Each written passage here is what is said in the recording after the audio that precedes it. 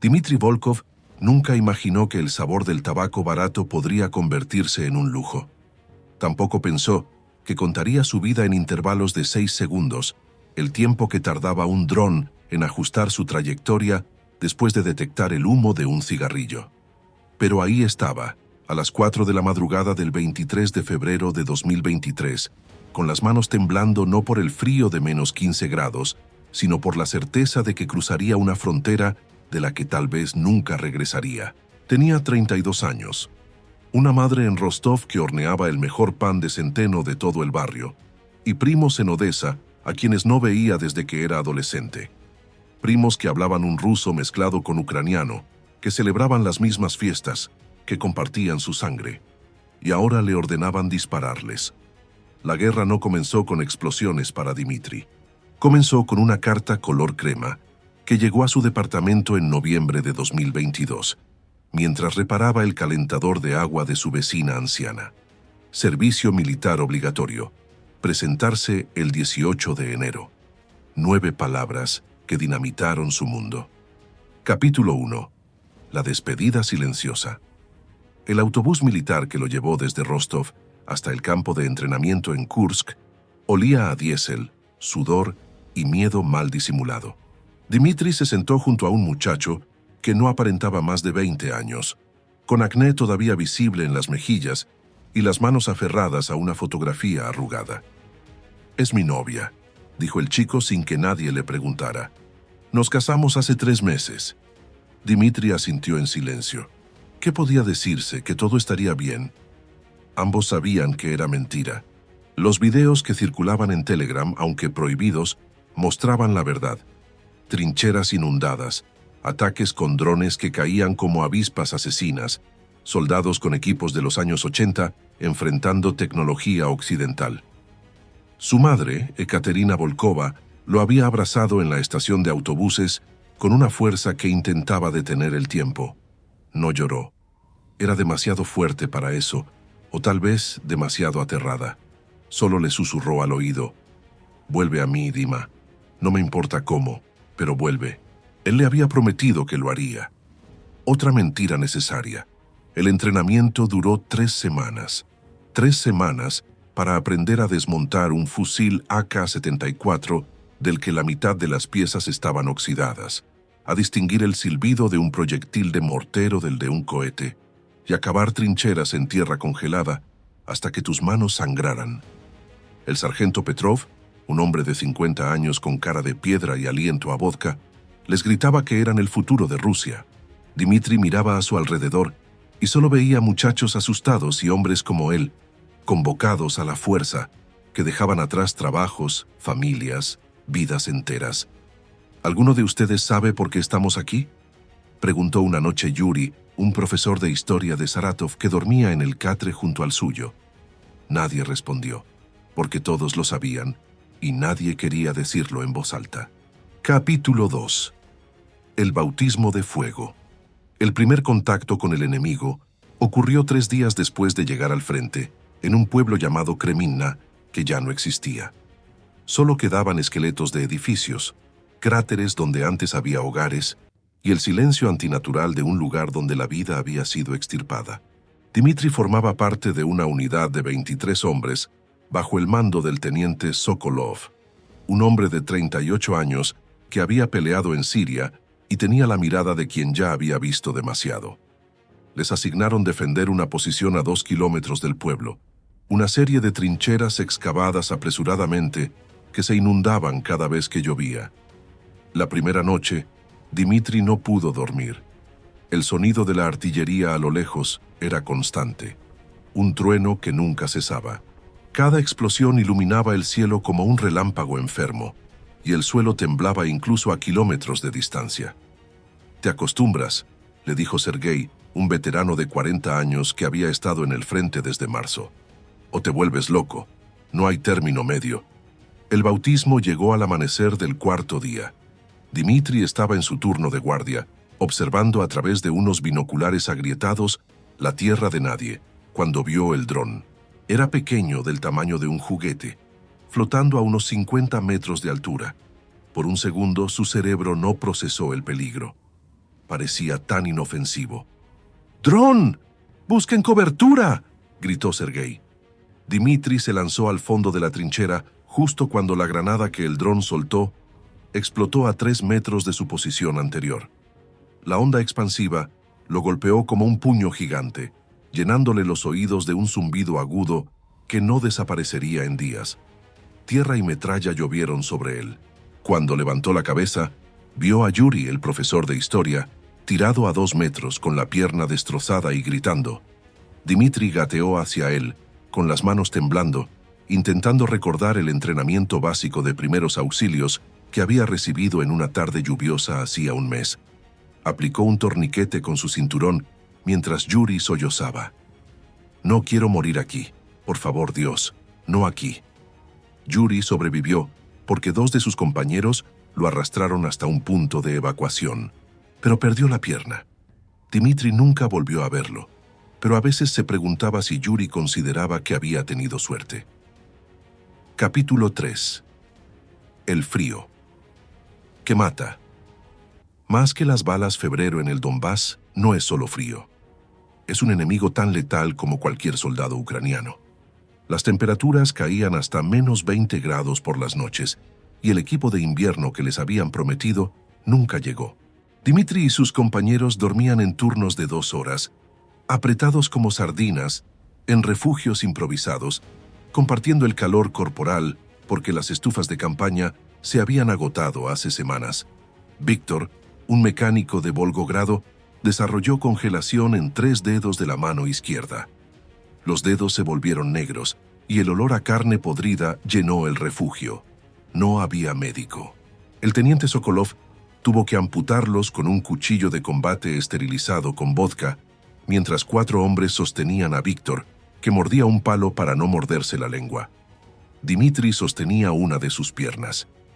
Podía sentir los espasmos de dolor recorriendo el cuerpo de Víctor, sus gritos ahogados, la forma en que sus ojos se ponían en blanco.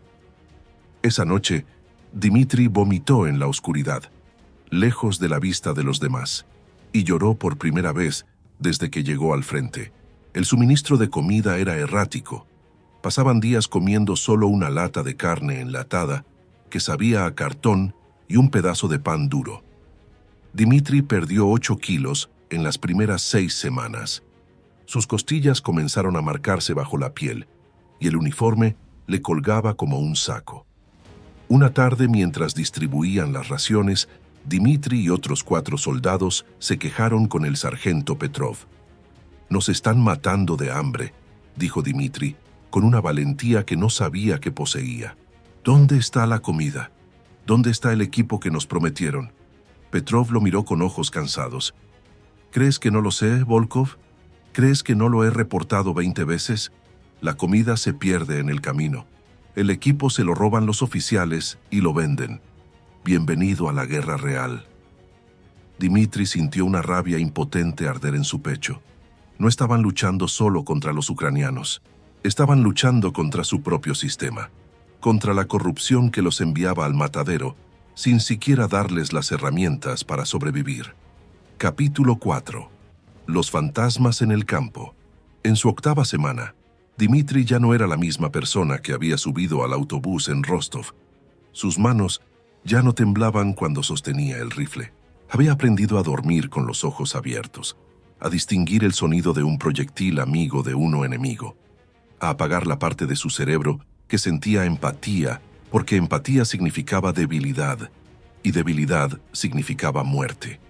Pero había momentos en que esa humanidad regresaba, desgarrándolo por dentro. Una noche, durante una patrulla de reconocimiento, su escuadrón se topó con un grupo de soldados ucranianos en una casa abandonada. El intercambio de disparos duró menos de 2 minutos. Cuando terminó, 3 ucranianos estaban muertos y uno, herido, se arrastraba por el suelo. Dmitri se acercó con el rifle apuntando. El soldado no tendría más de 25 años, con ojos azules que lo miraban con terror y dolor. Hablaba en ucraniano, palabras que Dmitri entendía por su similitud con el ruso. «Por favor, tengo una hija, tiene 3 años». Dmitri congeló. Vio a ese hombre no como un enemigo, sino como lo que era, otro ser humano atrapado en la misma pesadilla. Pensó en sus primos de Odessa, en cómo cualquiera de ellos podría estar en el lugar de ese soldado. «Volkov, remátalo», gritó el teniente Sokolov desde atrás. El tiempo se detuvo. Dmitri sintió el peso del rifle, el dedo en el gatillo, el latido de su corazón atronando en sus oídos. Ese hombre moriría de todas formas por la herida en el abdomen. Era una falsa piedad. Apretó el gatillo. El disparo resonó en la noche. El cuerpo del ucraniano se sacudió una vez y quedó inmóvil. Dmitri se alejó y vomitó detrás de un árbol. Esa noche escribió su primera carta a su madre, aunque sabía que quizás nunca la enviaría. Capítulo 5. La carta que nunca se envió mamá. No sé si esta carta llegará a tus manos. No sé si sobreviviré para enviártela. Pero necesito escribirla, aunque sea para decirle estas palabras al vacío. Hoy maté a un hombre. No fue el primero, pero fue diferente. Lo miré a los ojos y vi lo mismo que vería si me mirase en un espejo. Miedo, dolor, el deseo desesperado de volver a casa. Me pediste que fuera un buen hijo, que fuera valiente, que te hiciera sentir orgullosa, y yo te fallé. Me convertí en un cobarde que obedeció órdenes sin cuestionar, que subió a un autobús rumbo a la guerra sin luchar, sin negarme, sin tener el coraje de decir no. Aquí no soy un héroe, mamá. Soy un asesino con un uniforme. Matamos a hombres que podrían ser nuestros primos, nuestros vecinos, nuestros amigos, y ellos nos matan a nosotros. Y nadie recuerda por qué empezó todo esto. El frío aquí te entra en los huesos y ya no sale. Tenemos hambre, estamos cansados. Hay muchachos de 20 años que ya tienen la mirada de ancianos. Y los oficiales nos mienten, nos dicen que estamos ganando, mientras nosotros contamos los muertos cada mañana. No tengo derecho a pedirte esto, pero lo haré de todas formas. Perdóname. Perdóname por no ser el hijo que merecías. Perdóname por las mentiras que te dije antes de irme, por hacerte creer que estaría bien, que volvería entero. Si sobrevivo a esto, si el destino, o Dios, o la suerte ciega me permiten regresar, lo único que quiero es abrazarte una vez más. Sentir tus manos en mi cabello como cuando era niño y tenía pesadillas. Comer tu pan de centeno. Escucharte reírte. Solo una vez más, mamá. Es lo único que le pido a este universo cruel. Tu hijo Dmitri dobló la carta y la guardó en el bolsillo interior de su chaqueta, contra su corazón. Tal vez la suerte que lo había mantenido vivo hasta ahora también protegería ese pedazo de papel. Capítulo 6. La lluvia de hierro. Marzo trajo el deshielo y con él, el barro. Un barro espeso, negro, que se tragaba las botas y convertía cada movimiento en una lucha. Las trincheras se inundaban hasta las rodillas. Dormir significaba hacerlo sentado, apoyado contra las paredes de tierra que se desmoronaban. Pero el barro no era el peor enemigo, los drones lo eran. Los ucranianos habían perfeccionado el arte de la guerra con drones, pequeños cuadricópteros comerciales modificados para llevar granadas, que soltaban con precisión quirúrgica. Dmitri y sus compañeros aprendieron a escuchar su zumbido, ese sonido agudo de motores eléctricos que significaba que tenías menos de 10 segundos para encontrar cobertura. Durante una semana de abril, los ataques con drones fueron constantes. 3, 4, 5 veces al día. No podías salir de la trinchera sin riesgo. No podías dormir sin que alguien vigilara el cielo. El sargento Petrov, que había sobrevivido Siria y Chechenia, murió por un dron que soltó su carga justo cuando salía a orinar. Dmitri estaba a 5 metros cuando pasó. Escuchó la explosión, sintió la metralla silbar cerca de su cabeza y cuando la tierra dejó de caer vio lo que quedaba de Petrov. No era un cuerpo, era pedazos. Esa noche, Dmitri no pudo cerrar los ojos. Cada vez que lo intentaba, veía los pedazos de Petrov. Escuchaba el zumbido de los drones incluso en el silencio. Comenzó a temblar y no pudo parar durante horas. Sergei, el veterano, se sentó junto a él en la oscuridad. «Es shock», dijo suavemente. Te pasa a todos en algún momento. Deja que salga. No puedo seguir así, susurró Dimitri. No puedo. Cada día pienso en correr, en simplemente salir de aquí y correr hasta que mis piernas fallen. No me importa si me disparan por desertor. Al menos será rápido. Sergei no intentó convencerlo de lo contrario con palabras vacías de honor o deber. En cambio dijo, yo también, cada puto día. Pero si huyes matarán a tu familia. Ya sabes cómo funciona. Así que aguantas un día más, y luego otro, y otro, hasta que esto termine o hasta que no puedas más. Dimitri asintió en la oscuridad. No era consuelo, pero era la verdad. Y la verdad, por brutal que fuera, era todo lo que tenían. Capítulo 7. El milagro de la estúpida suerte. La suerte de Dimitri se convirtió en una broma amarga en su unidad. No era que fuera hábil o valiente, era que el destino parecía tener un sentido del humor retorcido. En mayo, durante un bombardeo de artillería, un proyectil cayó directamente en el refugio donde Dimitri había estado 5 minutos antes. Mató a 3 hombres. Él había salido porque necesitaba cambiar el vendaje de una herida infectada en su brazo. En junio, un francotirador ucraniano disparó contra su posición.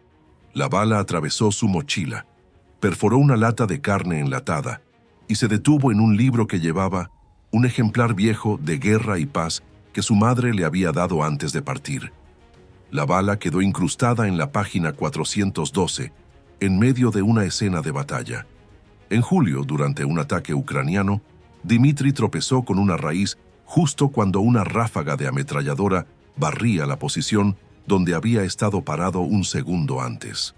Los agujeros de bala en el árbol detrás de él formaban la silueta de un hombre. Sus compañeros empezaron a llamarlo el fantasma, porque parecía que la muerte no podía tocarlo. Pero Dimitri no sentía que tuviera suerte. Sentía que estaba siendo torturado, mantenido vivo para presenciar más horror, para cargar con más culpa. ¿Por qué yo?, le preguntó una noche a Sergei. ¿Por qué sobrevivo cuando hombres mejores que yo mueren? Sergei, que había perdido a 2 de sus mejores amigos ese mes, lo miró con una mezcla de envidia y compasión. Porque alguien tiene que contar la historia, dijo finalmente. Alguien tiene que regresar y decirles la verdad sobre lo que pasó aquí. Tal vez ese es tu trabajo. Dimitri no estaba seguro de querer ese trabajo. Capítulo 8. El colapso. Agosto fue el mes en que Dimitri casi se quiebra por completo. Llevaban sin suministros frescos 3 semanas. El agua potable se había acabado y bebían de charcos que probablemente los enfermarían. La disentería se extendió por la unidad. Hombres que habían sobrevivido balas y explosiones ahora se debilitaban por deshidratación y fiebre. Víctor, el mecánico al que le habían amputado los dedos, se pegó un tiro en la boca. Lo encontraron al amanecer con el rifle entre las piernas y las paredes de la trinchera salpicadas. Dejó una nota que solo decía, «Ya no puedo más». Dimitri ayudó a enterrarlo en una tumba poco profunda porque la tierra estaba demasiado dura para cavar más. Mientras paleaban, tuvo la abrumadora urgencia de acostarse en ese agujero junto a Víctor y pedir que alguien lo cubriera también. El teniente Sokolov, que siempre había sido la columna vertebral de la unidad, comenzó a desmoronarse. Hablaba solo por las noches. Tomaba cada vez más de las escasas provisiones de vodka. Una mañana Dimitri lo encontró llorando en silencio, con una foto de su esposa en las manos. «Han pasado 6 meses», dijo Sokolov con voz rota.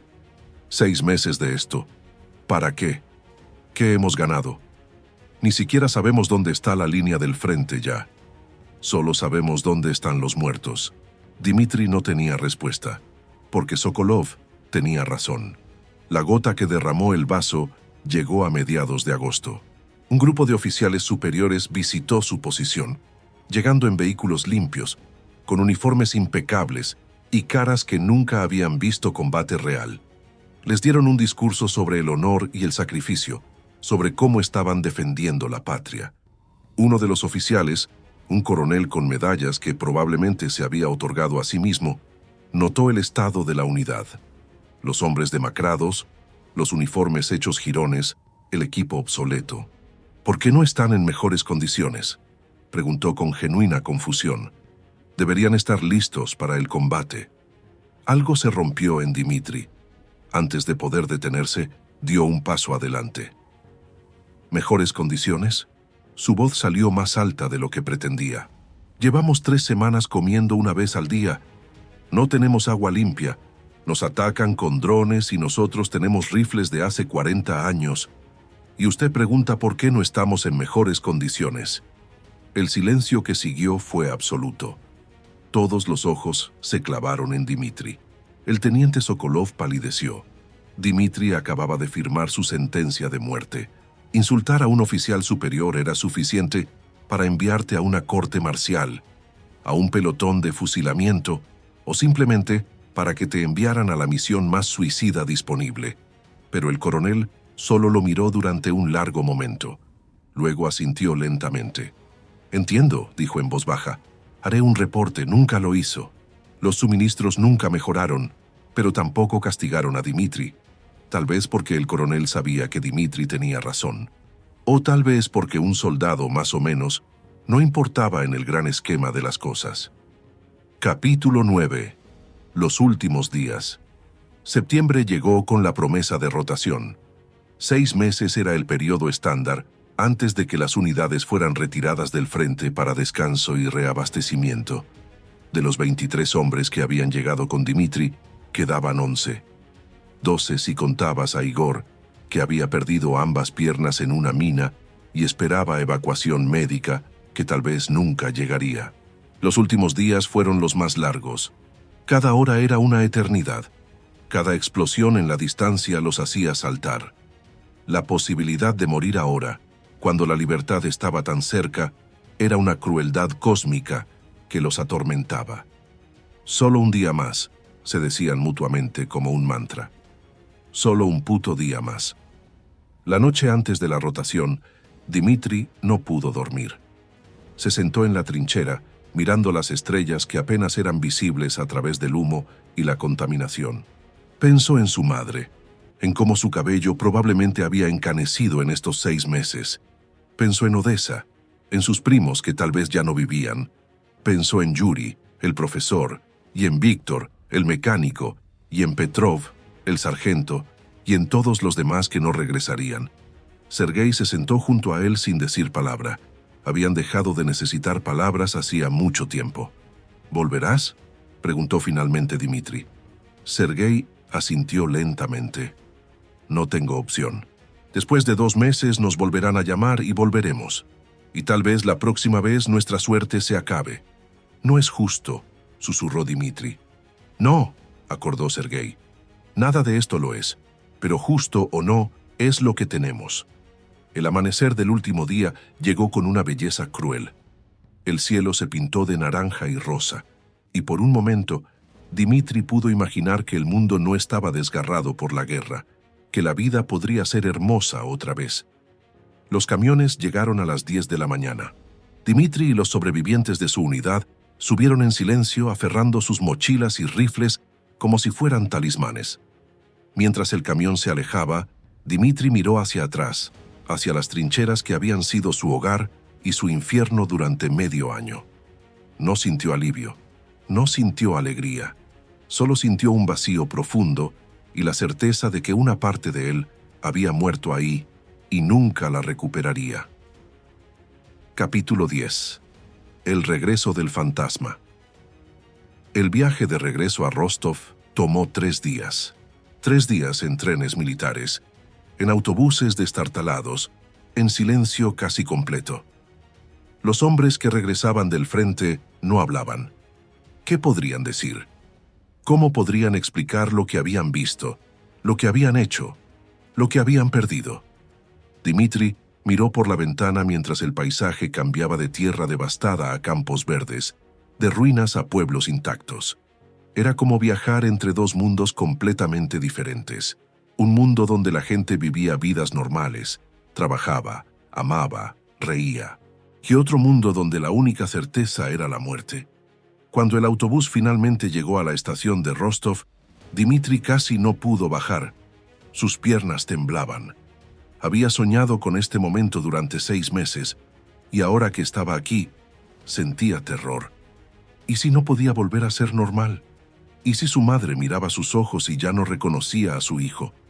Ella estaba esperando en la plataforma. Cuando sus ojos se encontraron, Dimitri vio que había envejecido años en 6 meses.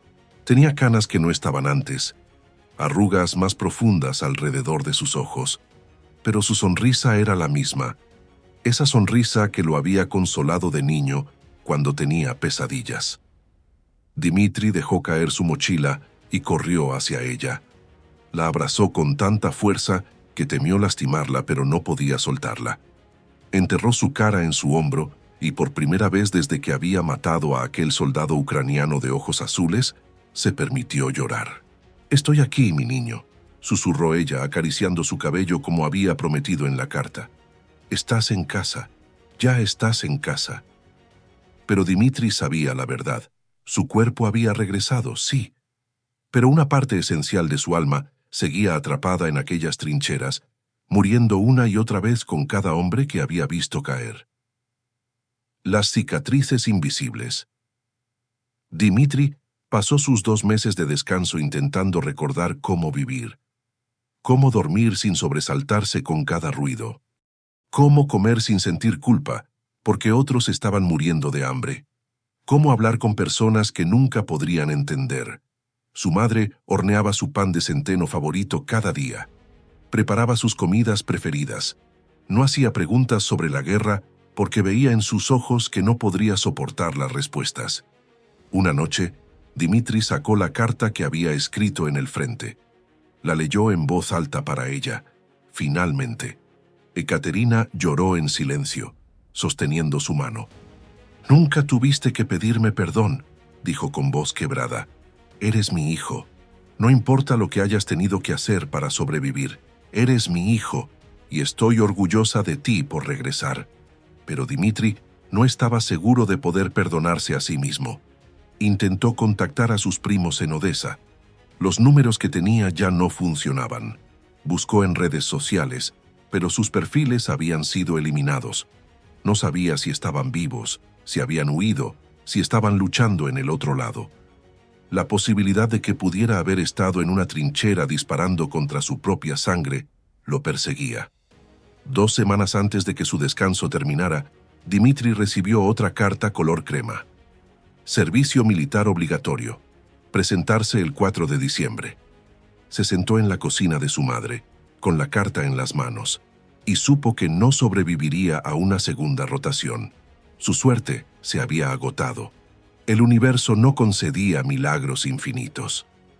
«No vayas», susurró su madre. «Huye.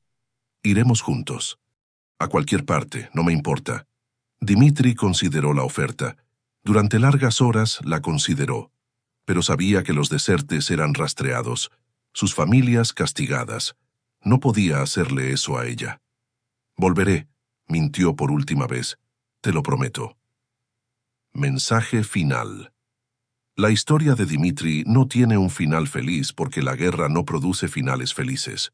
Solo produce sobrevivientes que cargan con cicatrices invisibles, familias destrozadas y preguntas sin respuesta sobre el precio de la obediencia ciega. Dimitri representa a miles, tal vez millones, de hombres que no eligieron la guerra, pero fueron arrastrados a ella. Hombres que solo querían vivir vidas ordinarias, amar a sus familias, envejecer en paz. Hombres que se vieron forzados a convertirse en cosas que nunca quisieron ser. Esta historia es un recordatorio de que detrás de cada estadística de guerra, cada número en las noticias, hay una persona. Alguien con madre, con sueños, con miedo. Alguien que sangra y llora y reza por ver un día más. Es también una denuncia de sistemas que envían a sus jóvenes a morir por razones que ni siquiera ellos comprenden completamente.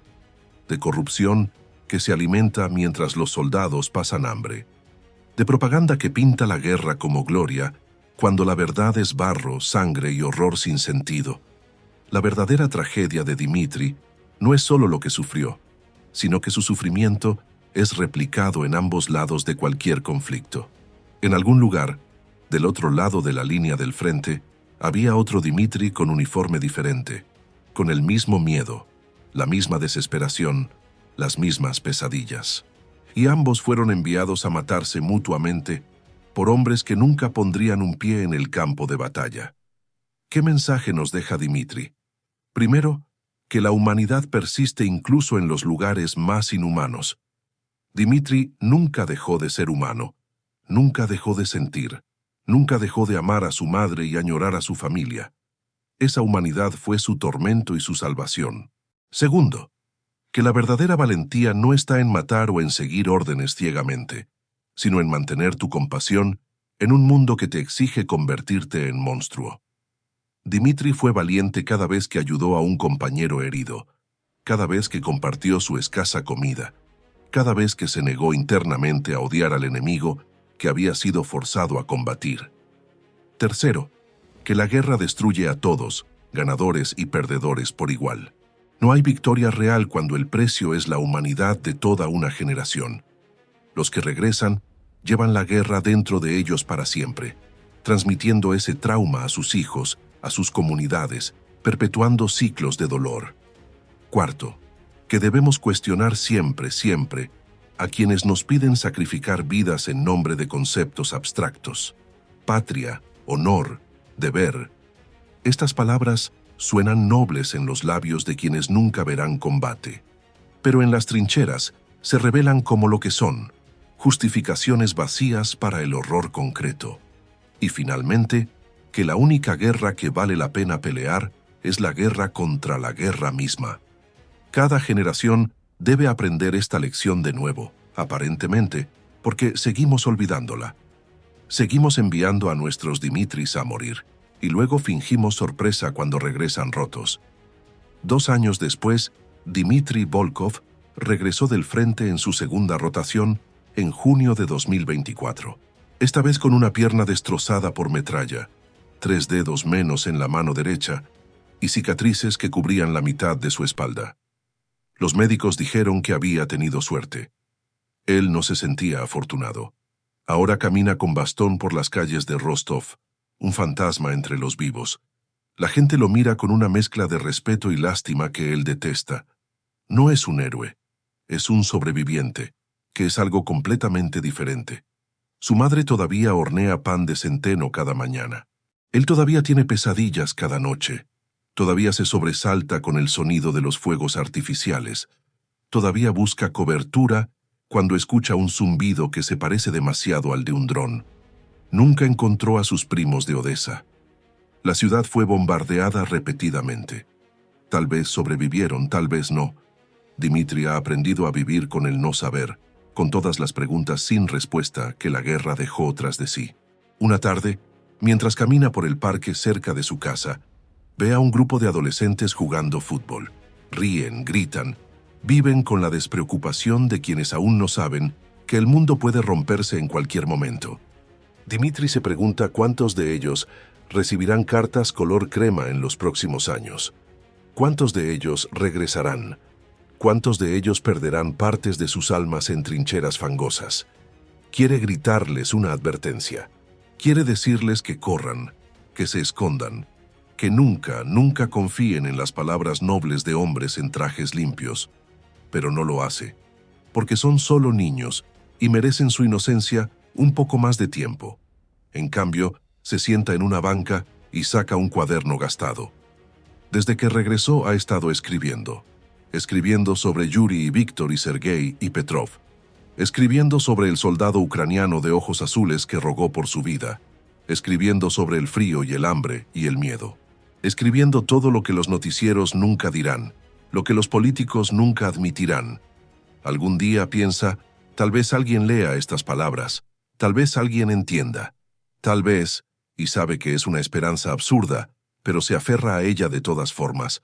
Tal vez su testimonio evite que otro muchacho de 32 años tenga que vivir el infierno que él vivió.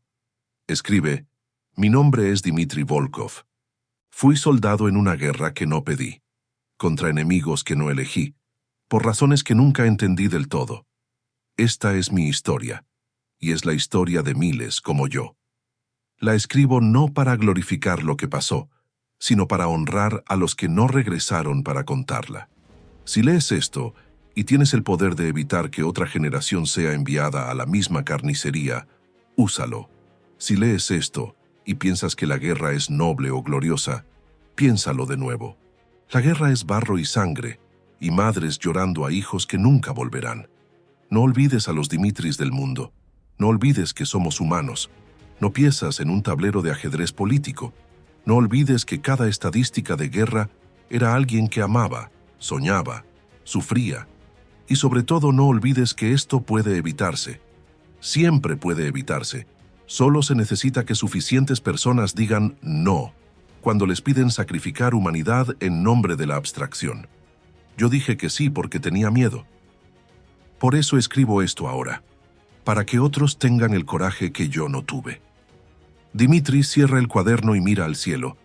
Es un día hermoso de otoño, con el sol filtrándose entre las hojas doradas de los árboles.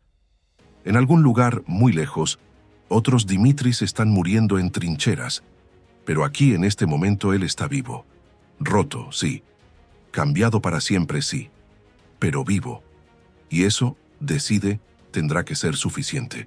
Suficiente para seguir adelante. Suficiente para contar la historia. Suficiente para advertir a quienes vengan después. Suficiente para honrar la memoria de los que no tuvieron su suerte estúpida e inexplicable. Dimitri se levanta de la banca, apoyándose en su bastón, y comienza el lento camino de regreso a casa. Cada paso duele. Su pierna destrozada nunca dejará de doler, pero sigue caminando, porque eso es lo que hacen los sobrevivientes. Caminan hacia adelante, cargando su pasado como una cruz, esperando que su dolor tenga algún significado, que su testimonio cambie algo, que las generaciones futuras sean más sabias que las presentes. Es una esperanza pequeña, tal vez incluso una esperanza tonta, pero es todo lo que tiene, y por ahora tiene que ser suficiente. Fin reflexión. Final del autor. Esta historia está construida sobre verdades muy reales. Está inspirada en los testimonios de soldados rusos, ucranianos y de conflictos a lo largo de la historia que han compartido sus experiencias. Los detalles pueden ser inventados, pero el sufrimiento, el miedo, la deshumanización y el trauma son absolutamente reales. Dimitri no es una persona real, pero representa a personas muy reales que en este momento están viviendo versiones de esta pesadilla. En Ucrania, en Rusia, en Gaza, en Yemen, en Sudán, en docenas de conflictos olvidados alrededor del mundo. Esta historia no toma partido político, porque el sufrimiento humano no tiene bandos. Una madre rusa que pierde a su hijo sufre exactamente igual que una madre ucraniana que pierde al suyo.